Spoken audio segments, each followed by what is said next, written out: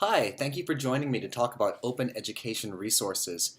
My name is Travis Lee. I'm an instructional designer with the University of California. I've designed and developed courses at 7 of the 9 campuses. I have 13 years of instructional design experience, including K-12, military, and higher ed. I'm also a graduate student at the University of Colorado, studying instructional technology. I'm an OER evangelist, a dog lover, and avid hiker, and I also run quite a bit. I gave this talk earlier today at this IMS conference, and I thought I'd record it for myself and for anyone else who might be wanting to watch this in the education community. Today I'm going to talk to you about OER, as more specifically about how faculty and students are using open education resources. First of all, what is an OER? An OER is anything that is open and free that's also educational. It can range anywhere from like a Wikipedia article to a more full course on Khan Academy. And it's gaining a lot of popularity in higher ed and even in K-12 education. So I'm going to move on to why faculty, more specifically why faculty I've spoken to, have moved over to open education resources. Here we see Pedro Noguera, faculty at UCLA, who I spoke to about open education resources. He uses open education resources in his master's classes. I've had 3 faculty move completely over to open education resources, and they've all felt that it's improved the quality of the content. I think that is the most important thing, that all the faculty who have moved over to OER has said the quality is more interesting, it's more interactive, and it's more timely. OER offers timely content, unlike a textbook that could take over a year from the point it's written to the delivery to the students. OER could be just a matter of days or even hours. If you want to link to an article that's recently been written about a current event, you could do that too. That's an OER. So OER offers articles and research from recent studies that better reflect the ever-changing nature of data in the digital age. I think that's an important point to be made, is that we are living in a fast-paced education world, and OER is one of the ways that we could leverage the internet to get a lot more timely articles. OER has a better variety of writers' voices. This is what was brought up quite a bit, is that they want whereas a textbook has a handful of writers, OER can be grabbed from anywhere online. It'll give people and students more of a diversity of cultures and opinions that a textbook might not be able to deliver. The most pragmatic reason that faculty have moved away from textbooks is they just do not want to burden the students with the cost of textbooks. I interviewed Dr. Victoria Vesna from UCLA, who's doing an art and science course, and this is what she had to say about the cost. With the cost of higher education skyrocketing over the past decade, OER becomes a question of morality. How can I tell a student $50,000 in debt that she needs to purchase a $200 textbook? It's absurd. That's from Victoria Vesna. I happen to share that opinion that the textbooks are a little bit inflated in price. I understand why they do cost quite a bit. But I think this point is even more salient, is that she understands that students and millennials are learning more and more, not from books, but actually from just going online and finding out what they need to know. And their own education is supplemented by videos and audios and podcasts. So this is what she had to say.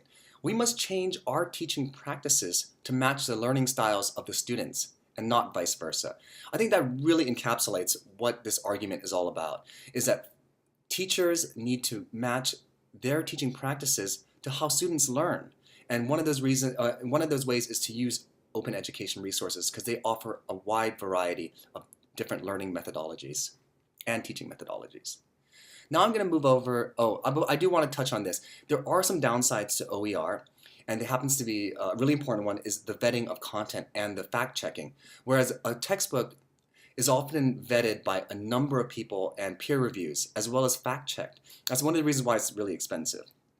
But faculty who use OER, they have to read all the content themselves, and they need to do the fact-checking themselves, and also around the accessibility of the content. It's a lot harder to make things accessible when you're just grabbing things from online. We don't know if the videos are captioned. We don't know if the text documents are OCR. It can be read by a screen reader. Those are things that need to be thought about when a faculty decides to move over to OER, is that they need to take it upon themselves to vet the product, the learning product, as well as read it, and also make sure that it's accessible to all of their students. Those are, I believe those are drawbacks that are easily overcome with a little bit of thought, but not all faculty are willing to put that time in to convert their courses to completely OER. And that's okay. I have a lot of faculty who use OER to supplement their textbooks. So there is a middle ground between going completely OER and going completely textbook. And I think that a lot of faculty are finding a lot of success with supplementing their teaching with OER.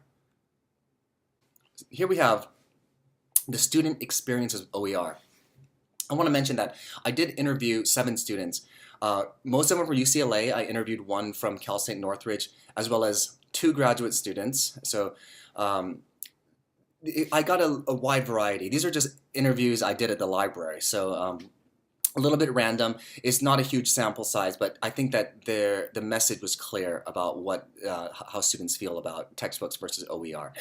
So a lot of students didn't even know what OER was. They did it anyway. So every single student I spoke to used OER to supplement their education. Whether or not the faculty had prescribed them this particular OER, they went online to seek it out themselves. They're not even aware of what they're doing. They just know this is the way that they want to educate themselves. The most popular OER is actually YouTube. We all use YouTube to learn new skills. I recently used YouTube to learn how to install a cork floor, and you can learn just about anything. One of the most popular channels that undergraduates talked about was Crash Course by John Green, the author of Fault in Our Stars. I actually watched this channel myself, and it really condenses a big topic such as the American Revolution into like a 5-minute digestible piece. It gives you a very high-level view of what the entire concept is about. He talks about mathematics, science, but he could condense it down to 5 minutes, and he uses a lot of animation, jokes. It's really entertaining. So that's one of the places that a lot of the undergrads had talked about, Crash Course by John Green.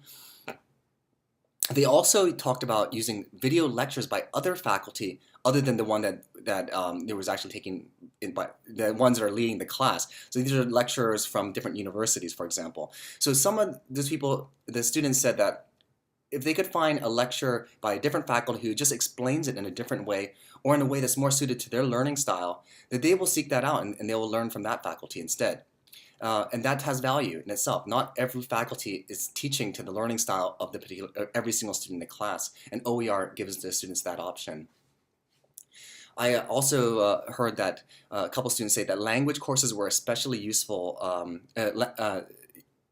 YouTube was especially useful for language courses because there's a lot of foreign language content on YouTube, and you could hear a lot of different accents and different styles of talking, more casual talking in a foreign language. So that's a useful way to use YouTube in language courses. This was an interesting point, was when they all said that they were more audio and visual learners. I don't think this is true for every student, but the 7 that I interviewed said they prefer audio-visual content over reading.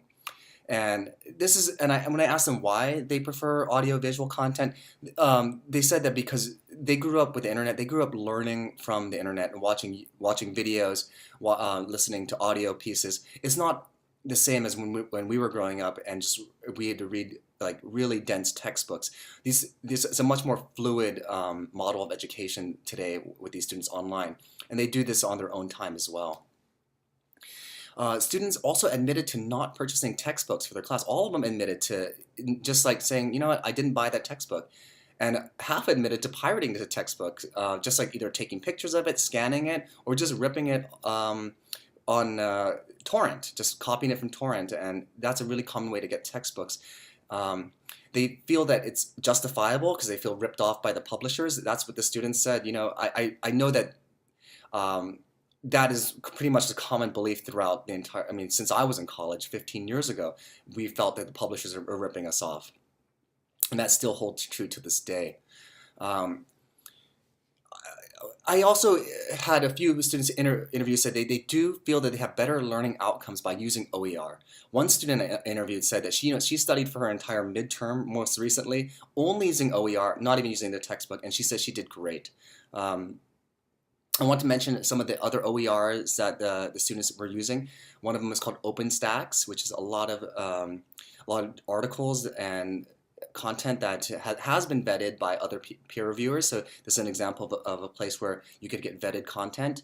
Spark Notes is another interesting place that the students have talked about. And online journal articles are just articles that they Google, and they could get supplementary material for their classes. Wikipedia is a really good place. They said Wikipedia articles gives you a high level, and you can drill down to the resources within a Wikipedia article and click to the primary documents there. And Khan Academy, which is a really interesting place that is gaining popularity. I know recently they created a SAT prep course for high school students. Is trying to democratize access to the SAT preparation classes. So these are just some of the places that students have been going to seek out OER. So that's my presentation on the student and faculty experience on open education resources. I'm going to continue writing and thinking about how we could use OER in the UC system and throughout higher education in general. So I'd like to thank you for taking this 5 minutes or 7 minutes to join me on this really meaningful and useful discussion. Thank you.